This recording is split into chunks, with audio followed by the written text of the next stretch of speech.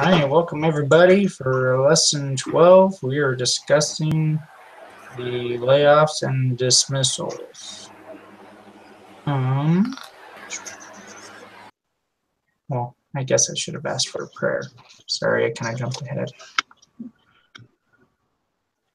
Would one of us like to give us a quick prayer? I can. Okay, thank you. Our dear kind Father, we're grateful for this day. We're grateful for the opportunity we have to gather as a team, and as we're preparing for this week and in schoolwork and in our homes and in our families. Bless us to continue to have the energy and the ability to keep our minds open and strong for the rest of the school year. And we say, in Jesus Christ, amen. Amen. Amen. Thank you. All right, so would somebody like to give us kind of an overview of an employment at will? Do you just want to go down the list and kind of give us our thoughts of their 4 subjects?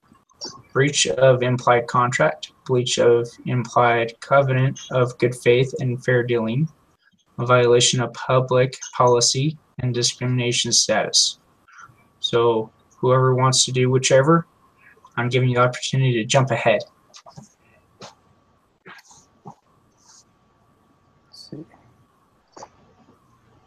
Or pulling them up. I realized I didn't even have it open. So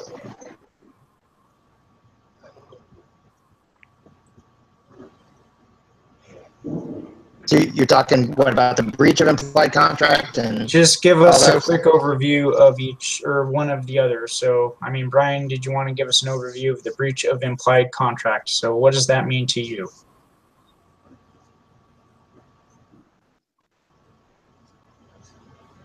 So, like the breach of implied contract, I think that's where. What's that?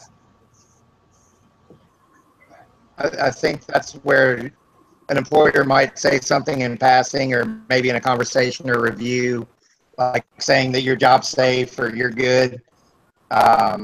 So that makes it an implied contract or something that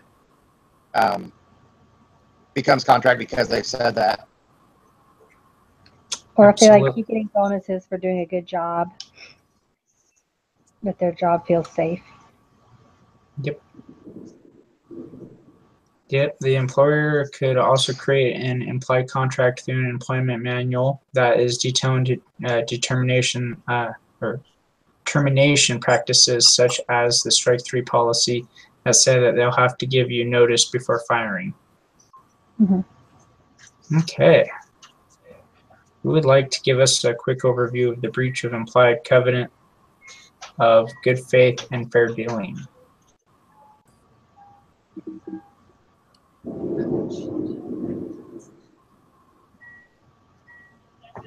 What's good faith and fair dealing to you? It has to do with honoring a contract, basically. So if it's something in the contract and you try to go against what's in the contract and you're not acting on good faith.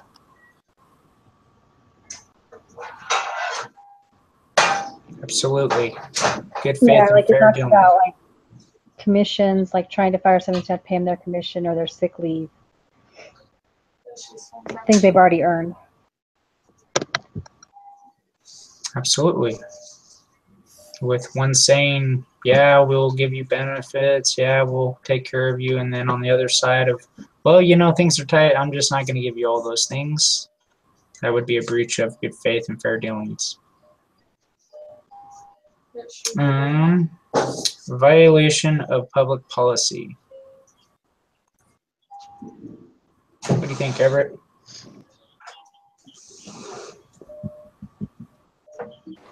I have it up right now, and I'm just looking at it. I'm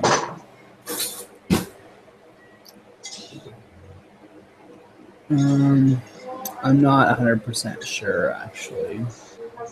I think that one's where the company tries to have you do something that's against the law or a standard or something that could get you in trouble, and if you disobey not doing it, they can't fire you for that, or it's unlawful to fire you because they haven't.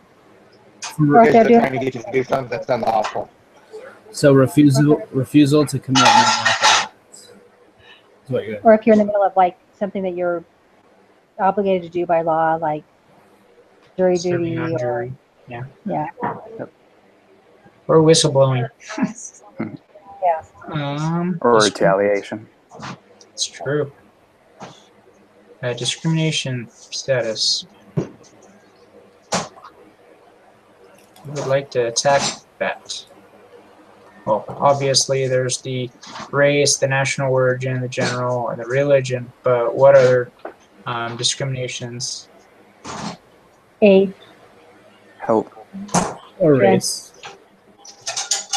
So the American with Disabilities Act and the Age Discrimination of Employment Act.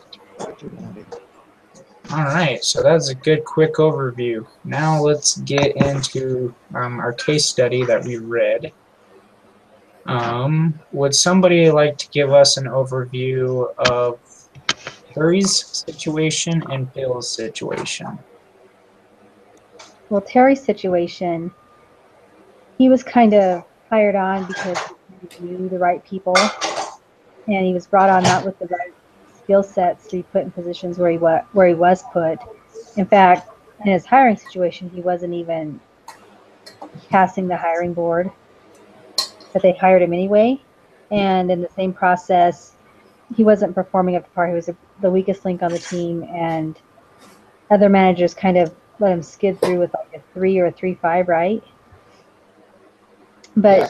he decided to go in, and she was going to give him a 2.5 and really like approach it to get it fixed once and for all.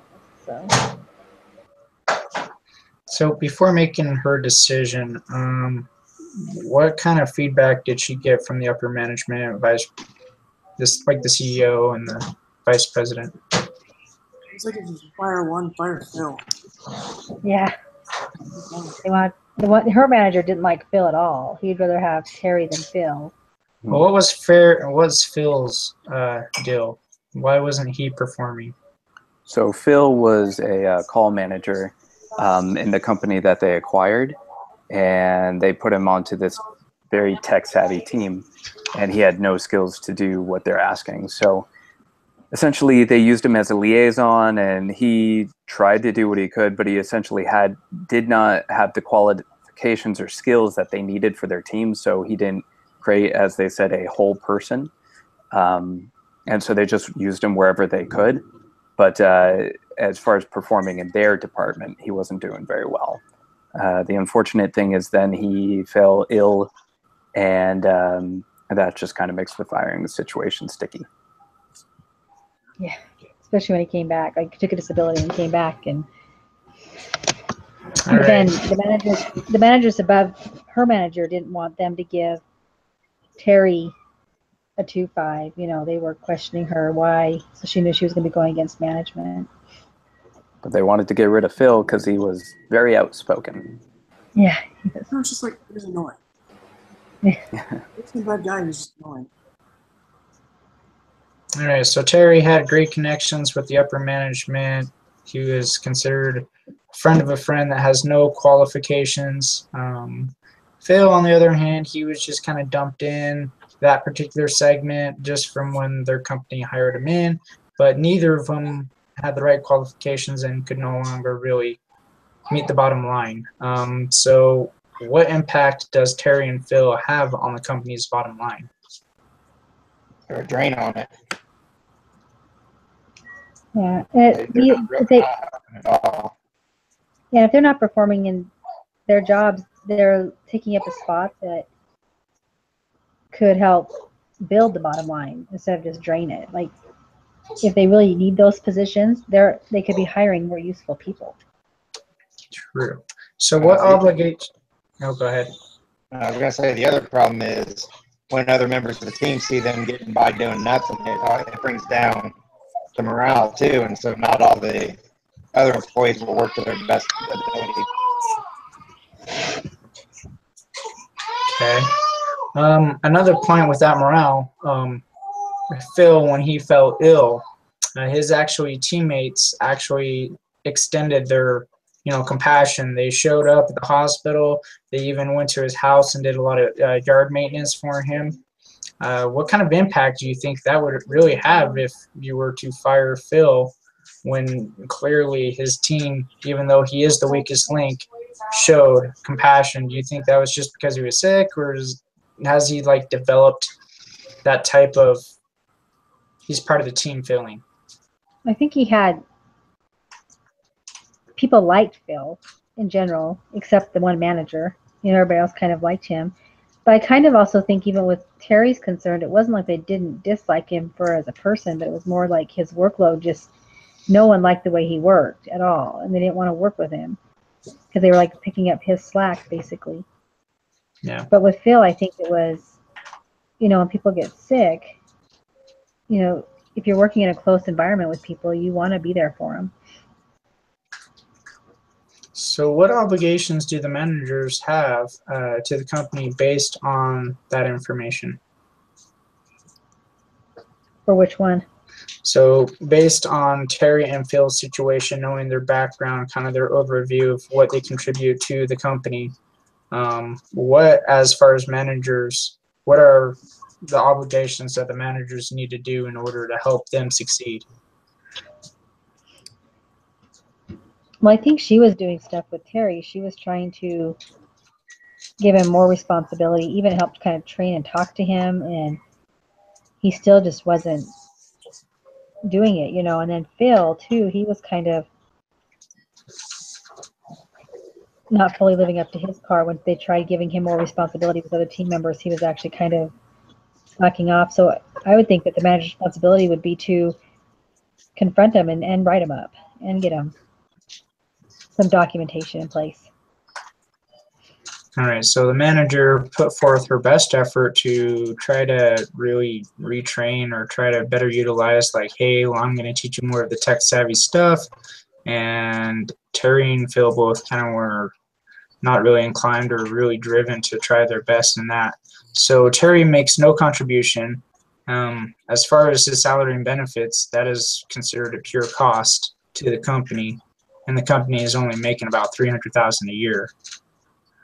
Phil seems to be less of a financial liability. However, he's still costing the company way more money than what he's worth to keep. Based on what we learned about the employment at will and exceptions, what legal obligation could the manager have to Terry and Phil? Meaning they don't have the right to just fire them the next day, or how would they go about of possibly getting rid of Terry and Phil without having some kind of lawsuit? Well, with Phil, they can't fire him if it gives them permission to fire him because he's sick. Yeah. So they have to, which they would have him anyway. So they have to find a way to really make sure people understand that in order to avoid a lawsuit. Yeah, I agree. Phil was kind of a hard case. He couldn't have been fired because he went on disability.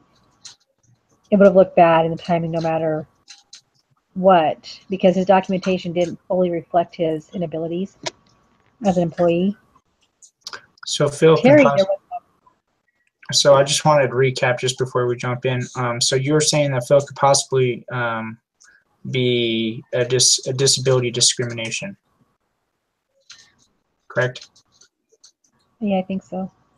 Yeah, I mean, I think the problem is they were skating by with three and a halves from the previous managers. So there's really nothing in their file, like Darcy was saying, for them to be able to really let him go. So with him coming back off of sick, being sick, then if they tried to fire him, it wouldn't look good.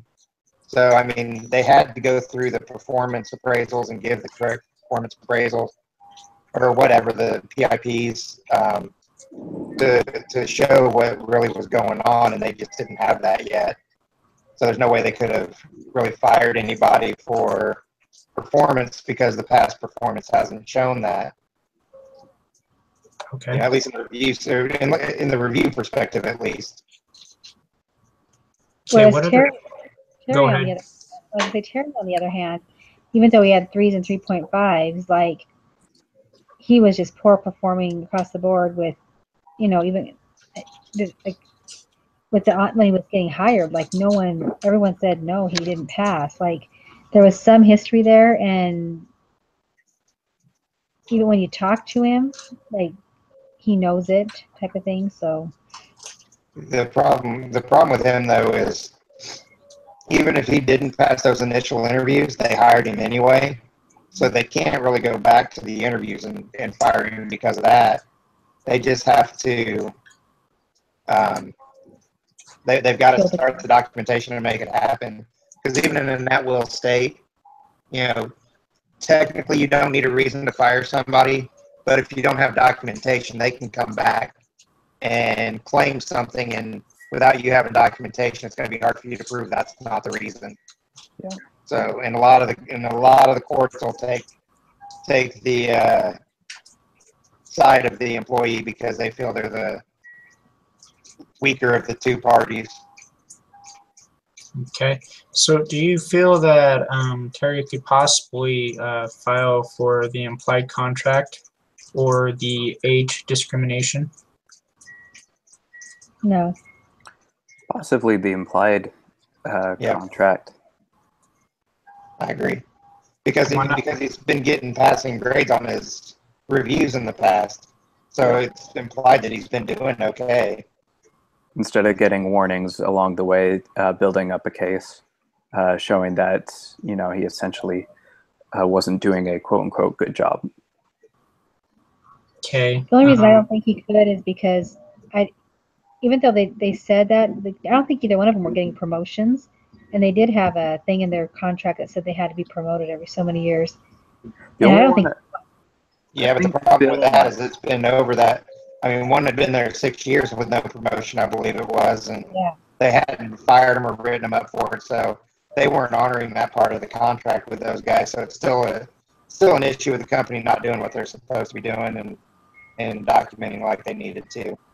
Right. Yeah, because that's the length of the employment was extended, and so it shows that they're keeping them. Well, why are they keeping them? That's a case.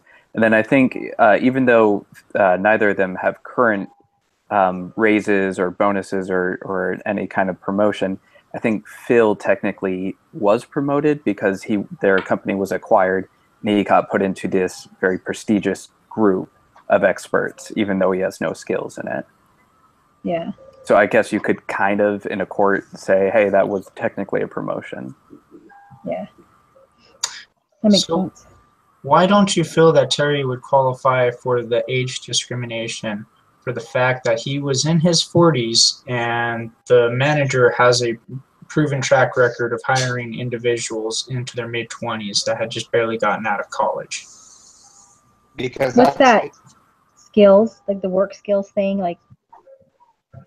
Yeah, don't they have to have appropriate skills and the age? So I think the reason that's going to happen is it did say that she did hire some older people, and she wasn't going and getting rid of any of the older people that were there either, per se. It's just that, so there was no documented issue of any kind of age discrimination on hiring or firing before. But yes, she did hire a bunch of younger people, but that's because, like Jason said, it's more of a tech job, and those are normally a little bit more qualified. Absolutely. Our next question, Everett, we're going to ask what ethic obligations do the manager have to Terry and Phil? Ethical obligations. Ethical obligations. I mean, ethically, you would want an obligation would be try to help them find a better position within the firm versus firing them completely. But they've already tried that with Phil, right? Giving him a position in a spot where he doesn't belong. What do you guys think? What are the ethical? I think you're right about that. I mean, trying your best to make him fit in a new position, even though like he doesn't fit really well in the position that they put him in but I mean, that's an obligation. I feel like doing your best as a manager to give him the opportunity to succeed in a different position before firing him. What's your ethical obligations to the company? The manager's ethical obligations to the company? Yeah, so if you were the manager, what ethical obligations do you feel that you gave Terry and Phil, saying rather than just first getting rid of them, we're going to try and place them in different areas in the company where they can excel at, whereas what is your obligations to the company? Bottom line, both these people are costing you more money than what they're making. Yeah, that too. They had, I guess you're right. They do have an ethical obligation to the company to fire them as well because they're not performing. So that's an Yeah, but obligation as a manager. they ethically need to figure out how to fire them properly. So rather than just, hey, you're fired tomorrow, So they don't give get them sued. like a proper notification, give them a chance to really defend themselves, and possibly even the opportunity to really find a better job.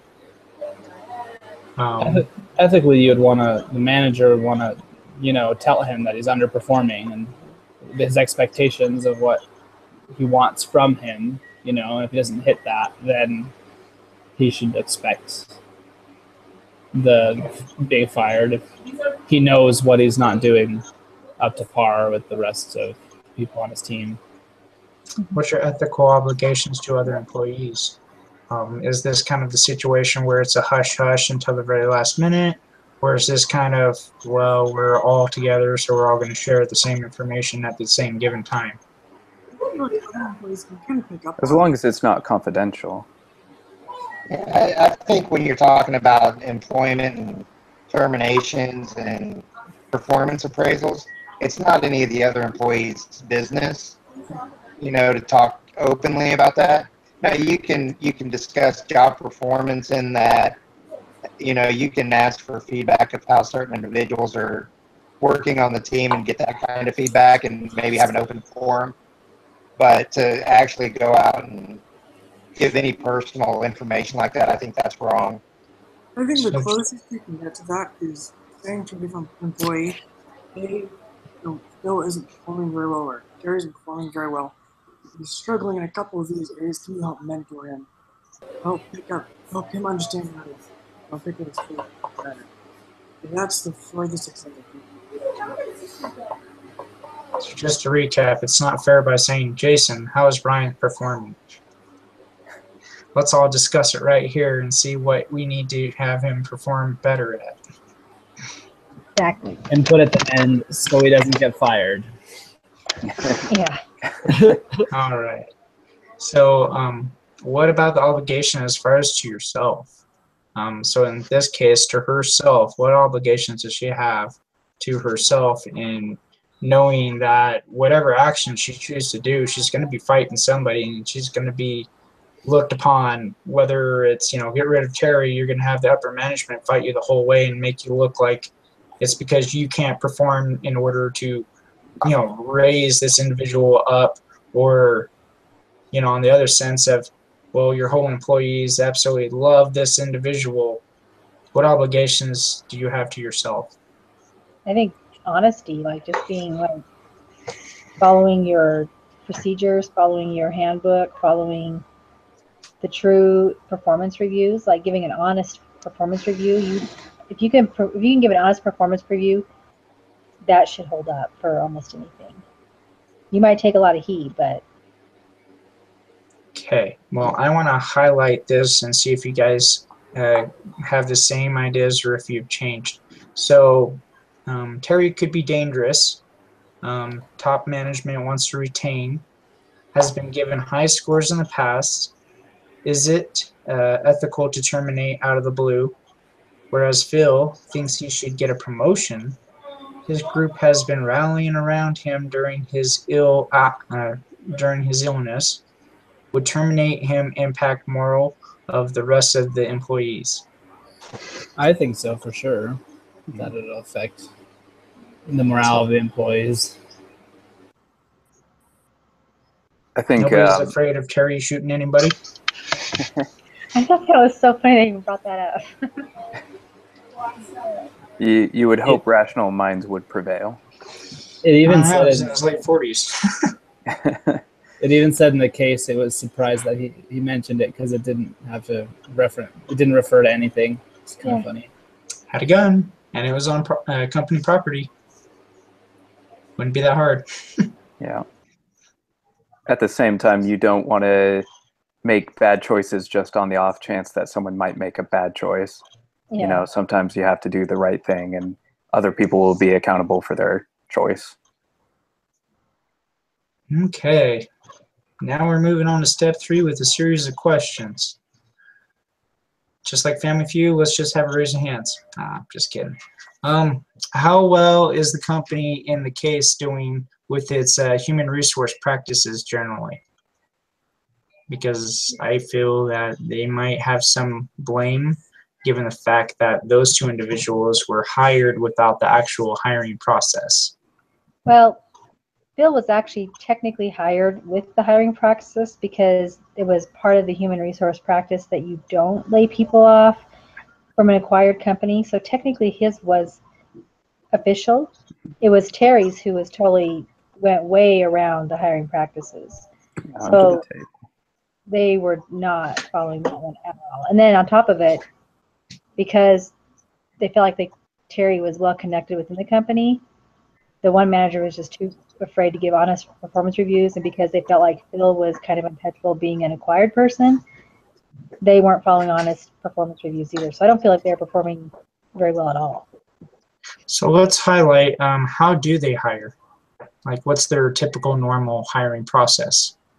Well, through the if you get a no from like supposedly 2 or 3 people, you're supposed to be done, but you go through like 5 people of the hiring managers.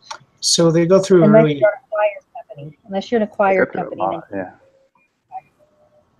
so. Oh, well, I was just going to ask. So you say 2 to 3 people. Is there, before the board review, is that like just the extensive of here's the application, this is how the interview went, or is there a bunch of other hurdles they had to go through? It sounds Did like even there's. say how to do the beginning part? It sounds like there's a board of review. So, you know, and I've been to these interviews and I hate them, but you have like 6, 7, 8, 9, 10 people sitting around a table, and you get asked rapid fire questions. You answer them, and they take notes on how well they think you answered the questions. Then after the interview's done, they compare notes and say, yeah, I would hire him. No, I wouldn't hire him. And so with Terry, you know, I think it said they had a couple of yeses, but the majority were no's. So and you had to pass like 70, 80%. So he didn't make it because of that. And that's kind of what I pictured the interview process to be. Okay.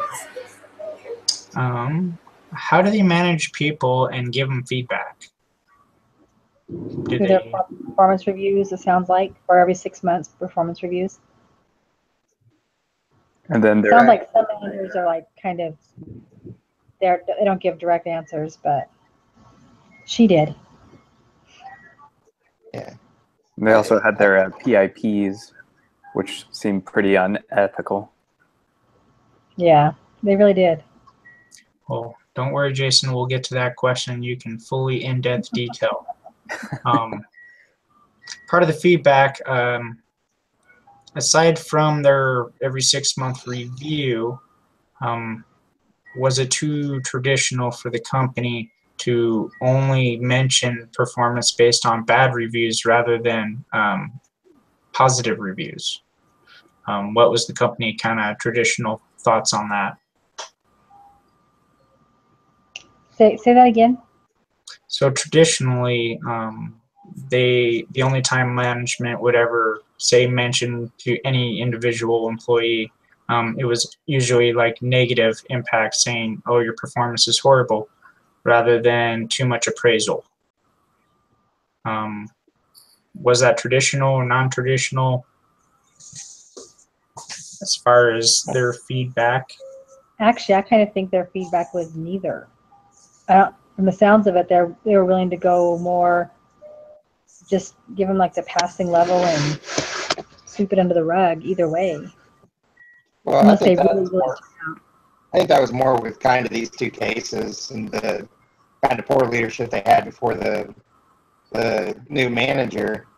But I think with the way the reviews were set up, 3.5 or 3's passing, 3.5 is good, 4 is great.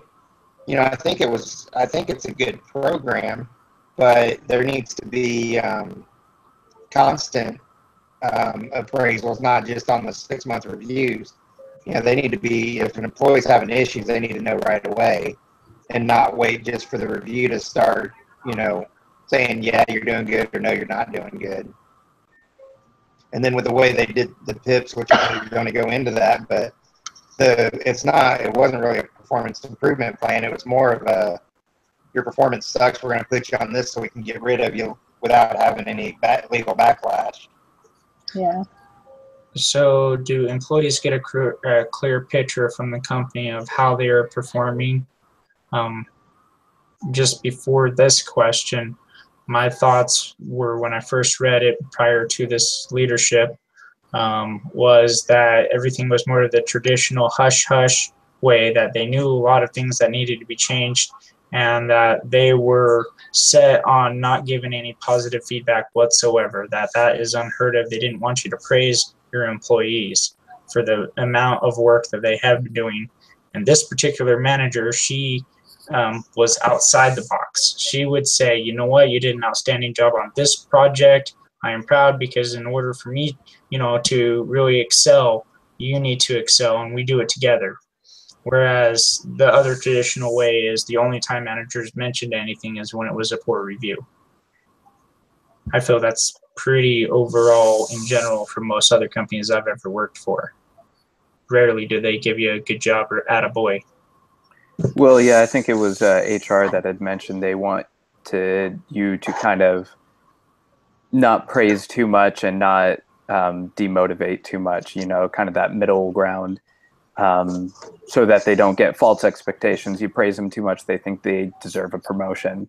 If you dog on them too much, then, they might quit or feel like they're getting fired, demotivating other people.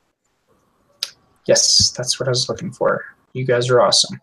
So back to my other question, do the employees get a clear picture from the company on how they're performing? No, I don't think so. I feel like they get told whether or not they're doing well, but not in what areas. Yeah. And so, like, you're doing in this range, but you've no idea where within that you're doing good. You don't know specifically on what you need to improve on, correct? Yeah, it sounds like if they get into a PIP or whatever it is. That's the next question for Jason, so we're good. Well, going to the same question real quick. Goodness, lost my train of thought. Do employees get a clear picture from the company of how they are performing? Okay, that's it. Yeah, so the ones that perform well, they get this broad number that just kind of, like Caleb was saying, it doesn't really tell them exactly what they've done. But not only that, if you really have done well and you deserve a 4, and they've run out of 4s, they'll give you a 3.5. So I don't think it really tells you, A, where you're good at, and B, if it's a true reflection of whether you're good or not, or if they've just run out of ranks that they can give you. Yeah, or any ways to improve whatsoever. So yeah. All right, our next question is, what is the PIP? Do you agree with the way the company uses PIP? Take it away, Jason.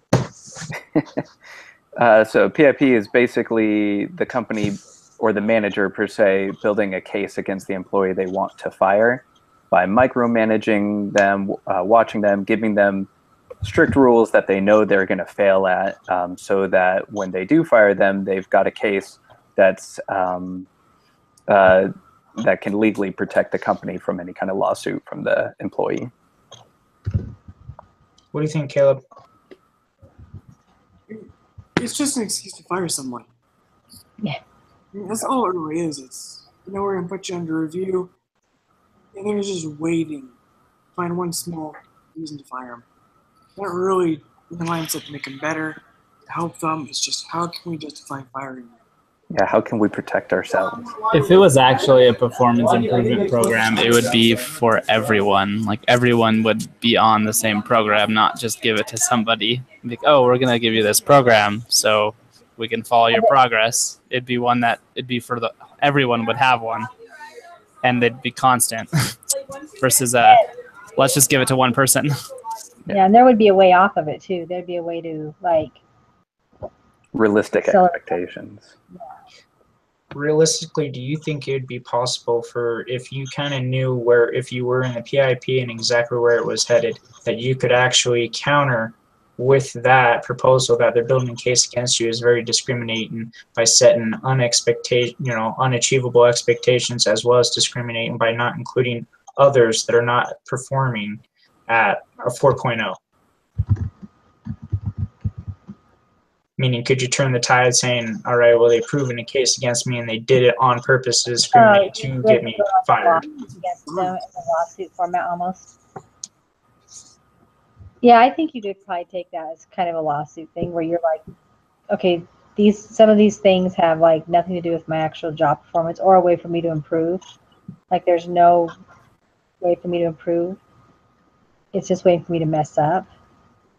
I don't know. So you could take that to law, and you can lawsuit against them discriminating against you in that form of a way. What do you guys think? Yes, no? Maybe. I was going to say it might be a breach of implied covenant of good faith and fair dealing, at least broadly, because it's an implied contract between the business and the employee, and you both agree on it, and you both feel like it's fair dealing, instead of just building up a case to get rid of the employee, denying them certain benefits. I would say the denied benefit is an actual program to help them improve. Absolutely. Do you think this manager can make good decisions about these two individuals, or does she seem to be influenced by biases that would be hard to overcome? I think she's making good decisions.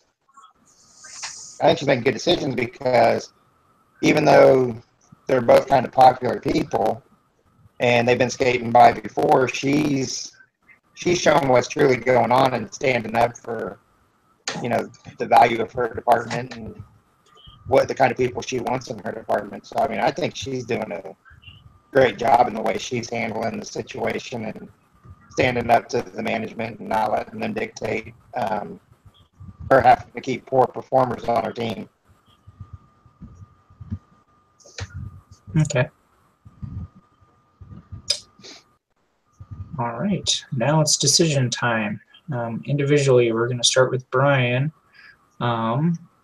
What the manager should do with respects to Phil and Terry, but we're going to start with Terry. Brian, what would you do with Terry if you were the manager? Knowing what you know. So something I've done in the past is I've set up I kind of call it an exit strategy. So I'll work with the employee and I'll say, okay, let's set a date where either you're going to show the improvement needed or we're going to part ways amicably and work with them, either to find another place in the company where they could succeed or where they start performing to standard or they leave the company. And I would probably set up some kind of program with him, just explaining, look, you're not performing to par. This is what I'm seeing. What do you think? What is your feeling? And then we'll set up the exit strategy, whether it be 30, 60, 90 days, or even 6 months, depending on the situation and the employees. Awesome. All right, Caleb, if you were the manager, what would you do with Phil? With Phil, you really gotta wait until he's back from his recovery, because otherwise there's a lot of potential miss. It was very short amount of time to get back into it, and show him where he's lacking. Then you have to tell him, like, this is what's up, and we need to see improvement. Otherwise, we either have to let you go or find some department that we can put you in where you can actually do well. Because you're not doing well here. It says he came back though. Yeah, they had to let him come back because he was on disability, so he had to be able to come back. Yes. But you can't just exit him right away either after he comes back, because now you've got kind of like a disability situation going on. All right, Darcy. If you were the manager, what would you do with Terry? You know, I would give him the 2.5 rating, and I would put lots of detailed notes of where I've tried to help him grow in his job, and find ways to teach, where I found ways to try to teach him, where I took the readings, document the readings I gave him, you know, and all that stuff, showing that I tried to help him better himself and to improve his abilities on the team, to improve his skills, but he hasn't improved, and I would give him the 2.5 rating, and I would probably, if the next step, whatever the procedures are, I'd take the next step in the procedures of after the performance review to keep the documentation going, to eventually have to let him go, you know. All right, Everett. If you were the manager, what would you do with Phil? Well, I probably would do more performance reviews after he gets back from disability and see if he's underperforming, and if it's not related to his disability at all, then I would lay him off. So would you shorten the 6-month reviews, or would you just continue to drag it on?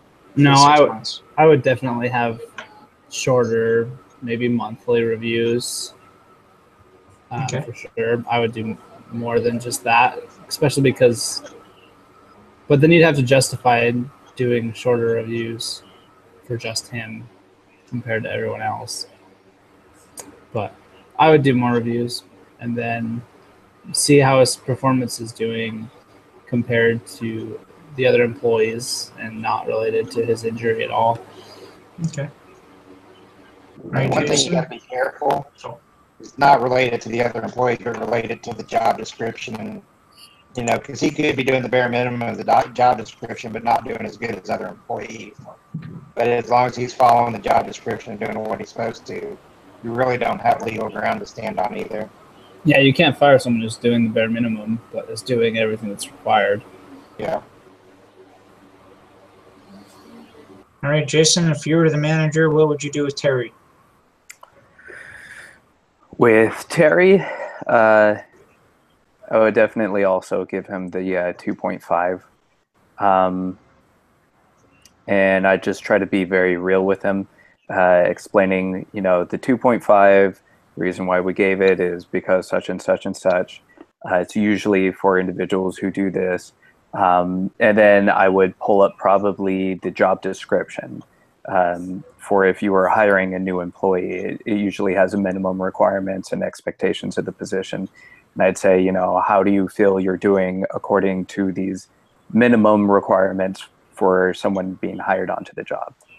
After reviewing that, I would suggest that we instead find him a better position in the company, a better fit, because, you know, it doesn't mean he's not capable or he's not smart. He's just in the wrong area. And I would emphasize that he's vital to the company, but just not here. And so let's try to find a spot. If he refused to do that, at that point, I would have to give him the strong expectation that we're going to let him go. Well, you kind of really summed that up and jumped into our next fellow series of questions. What alternatives do we have to firing Terry? And Jason, you mentioned just replace him in a different position. Is there any other alternatives? I don't fire him. Yeah. So we pretty much tried to improve him on our team. We pretty much thought about moving him to a different division. And finally, all else fails, we're just going to have to fire him. Okay. What message will firing or not firing Terry send to the other employees? That's okay, just not doing anything because, you know, he can get away with it. So it's not going to bother the employees, but it will bother the management. I think it'll bother the employees. The employees will be upset because, you know, the guy's getting away with not doing anything, whereas they're, you know, busting butt or producing and doing good, and he's not, but still staying on the team, getting paid what they're getting paid. And so I think it would cause some morale issues. I think it would boost actually the morale of her team. I believe it was widely known that Terry came in through people high up in the company, and if they see their manager ignoring that fact and doing what's right for the team, they'll feel valuable as a team. And just with her personality, they'll know that she did it for the right reasons and was very real about it. So I think that would actually boost her brand and boost the morale of the team. You're talking about if they could go ahead and let him go, or yeah, for Terry, right? Yeah. I thought I may have heard it wrong. So I was thinking if they kept him around, that would hurt the morale of the team. Yeah, No, it was yeah. wrong. So it'd have the opposite effect. Yeah. Yeah. That's I must have heard the question. I'm sorry. No, it wasn't wrong. It was either way. It was one way or the other. So Yeah. you both answered it.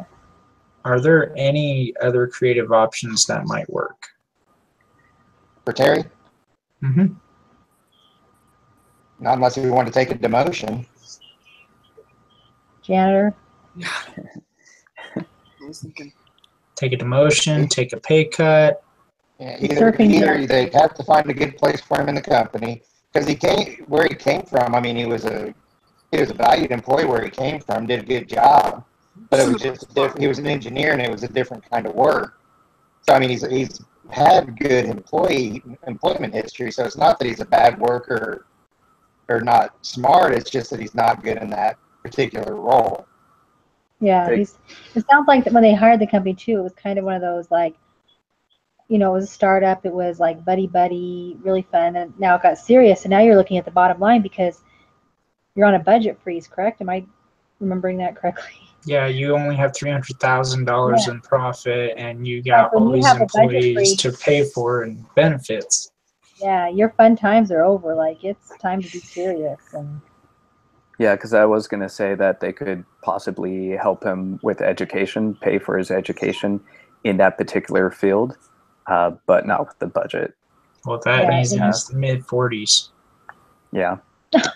Well, people can learn. Hey, I'm just saying, would I'm it be in the company's best asset to spend several thousands of dollars to get this person up to par, to become a performer, and then quickly retire shortly after? okay, I think that'd be a breach of the age. I mean, I agree though that the education's not the right thing for him because the manager, she's given him documents and reading material, different things where he could have learned, but he's shown absolutely no aptitude at all. If he had shown some progress and was really working towards becoming better, then maybe look at the educational aspect of it, but not when he's not catching on to anything she's trying to teach.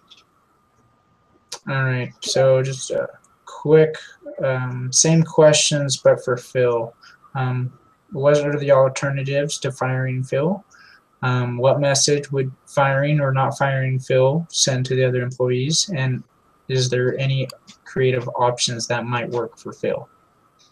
you know, for Phil, that morale thing would go a little bit differently, I think, either way, you know, both ways, but they all kind of rallied around him and the team likes him, and he did do some good work, just not the work of a full person.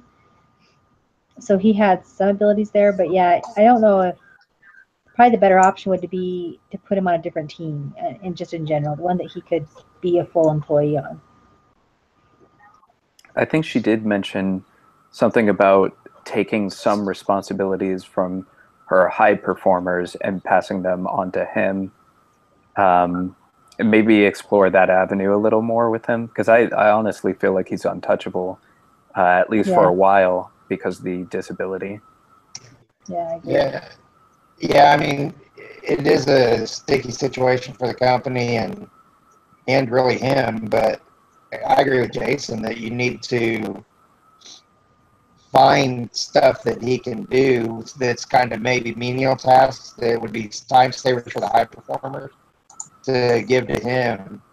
And then at least that way he becomes actually pretty valuable because he can do those tasks, and it'll help the team as a whole.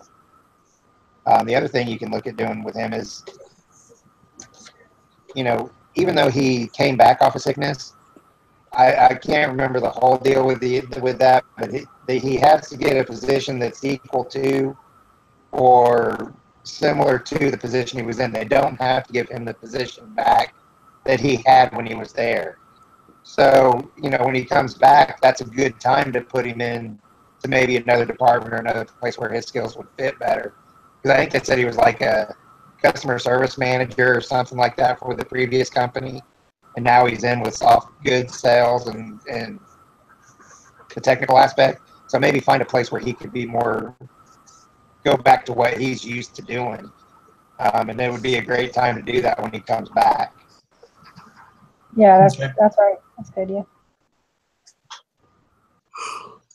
Awesome. Well, not to drag it too long, we're doing all right. We're doing to the rest of the story. So did the rest of you guys get a chance to read the dismissing employee part 2 case?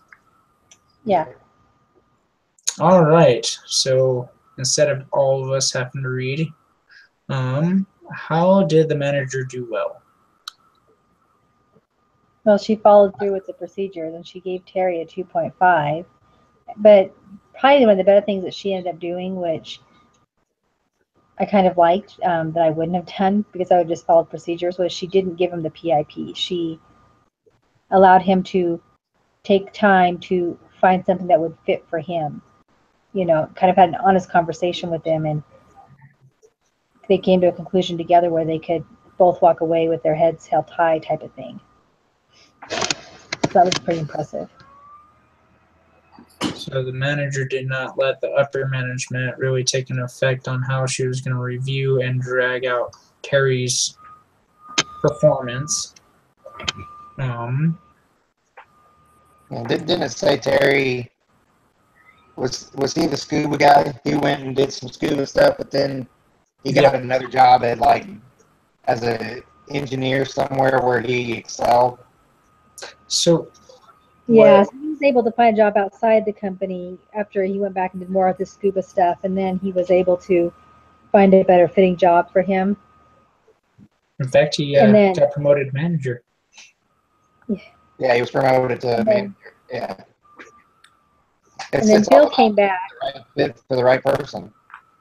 Yeah, and Phil came back, and he was, because of his sickness, they had to keep him to come back, and then he was able to kind of she was able to document more stuff, and then they were able to find a better fitting team for him. But then he got sick again and passed away.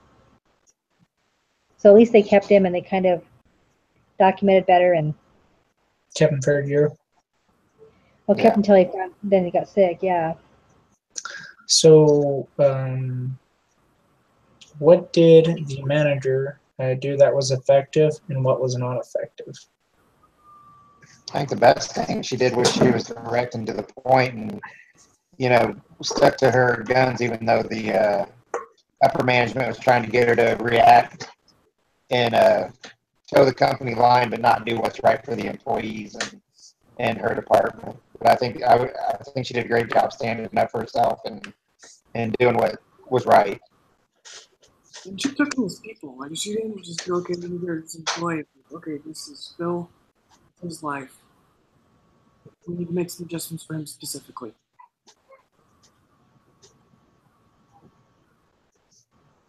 Okay. I think she was very effective.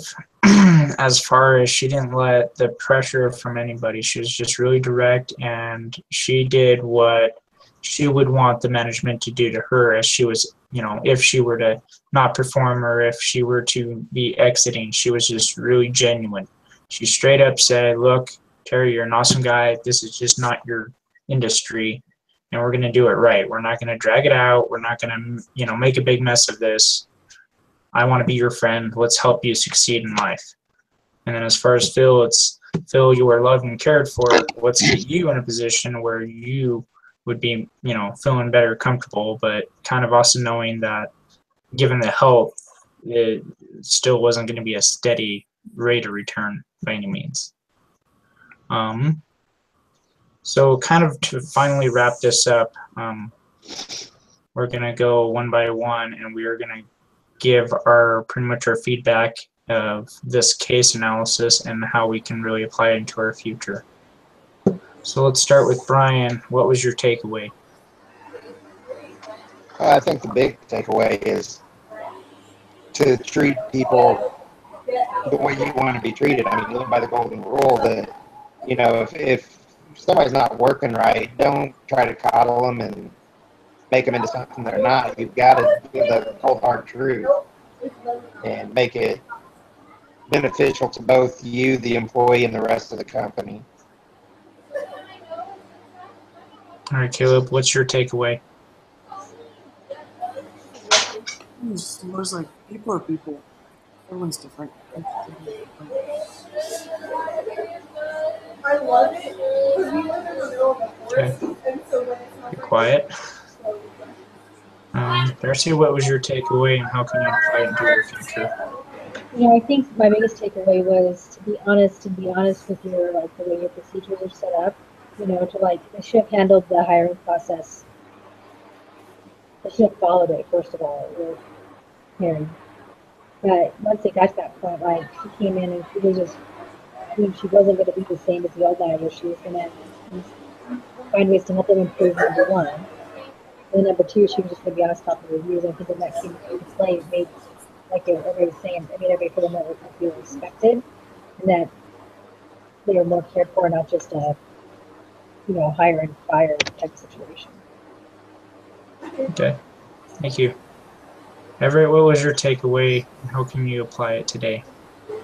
I think a lot of it has to do with being able to use your best judgment in any situation, because every situation is going to be different. Like Caleb said, people are different, and each case has to be taken in a different way and personal, and by person, and not by, you can't have the same outcome generally for one person as the other. And just that you kind of have to be careful and evaluate each decision based on each individual decision, basically. Awesome. All right, Jason, what was your takeaway? That if I was a manager, that I would need to be real with my team, to be personable, to treat them like people, and not focus on the policies, especially old policies that are particularly unethical. As an employee, recognize my own capabilities. If I'm on a team in a department or an area where I'm the least performing or I'm underperforming, recognize that and either improve it or find somewhere that I could work better. Everyone's capable of doing certain things. It's just being placed in the right spot where you're going to be the most effective. And so recognizing that myself and maybe being proactive and looking for that instead of waiting for my manager to give me a 2.5.